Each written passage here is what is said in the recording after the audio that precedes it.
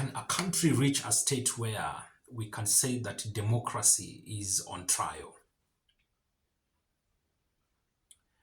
Lately, we have seen the case of Kenya led by the leaders in place, that is the president and the people are the government, going out in the public and making utterances and statements that they are people who would want to see the rule of the law in place, and they appreciate and they would want to see the progress of democracy. Well, I want to give them the benefit of doubt, but it is one thing to make such kind of statements, and it's also a different thing to practice those kind of statements. In this case, where they are concerned, it does not need any kind of logic to clearly make a conclusion and see that indeed what they speak contradicts what they practice in the context of democracy. And this kind of leadership is not good and it does not add value and premium to a country. I'm saying this because over time, and we thank God that Kenya has been the epitome of peace, especially in the region, and it Kenya also has been a mediator and has really helped to other surrounding country to come up in terms of solving their problems.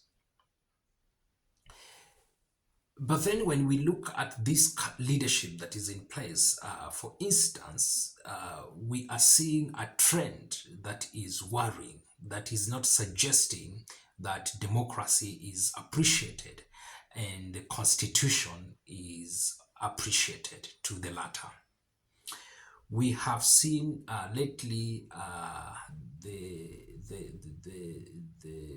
arrest, arbitrary arrest of people, especially from the opposition side, and we have seen them put in prison incommunicado status, and these people have not been produced in the court, charged, and given an opportunity for them to defend themselves.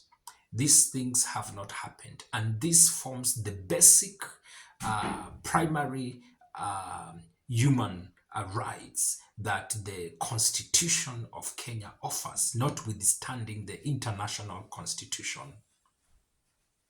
And if these basic fundamental rights can be violated without any consciousness of leaders, then there is a big challenge and things need to be taken very seriously. Otherwise, the country will be either slowly, but in this case, very swift, going into the dark ages, and the repercussion will not be good. And so we want that if the government feels that people have violated the constitution, then the constitution itself gives a clear roadmap on what exactly should be done. If somebody is arrested, somebody needs to be produced in the court, charged in the court within 24 hours, not beyond that. And we have seen that happening. And people need to be given the right to reach out to their families and to reach out to their legal representatives who would exactly represent them in the courts. And this kind of arbitrary arrest is not giving a good taste to the country, and we can clearly see that it is being done not in good faith. It is very emotive issues, and there are a lot to suggest that things are not right. We have seen the police unleashing brutality on Kenyans, and somehow the government also trying to profile a section uh, of Kenyans, and this is not helpful. This is really, in my own view, a way of nurturing disaster and nurturing a very bad climate for the country that can, at the end of the day, destroy the nation.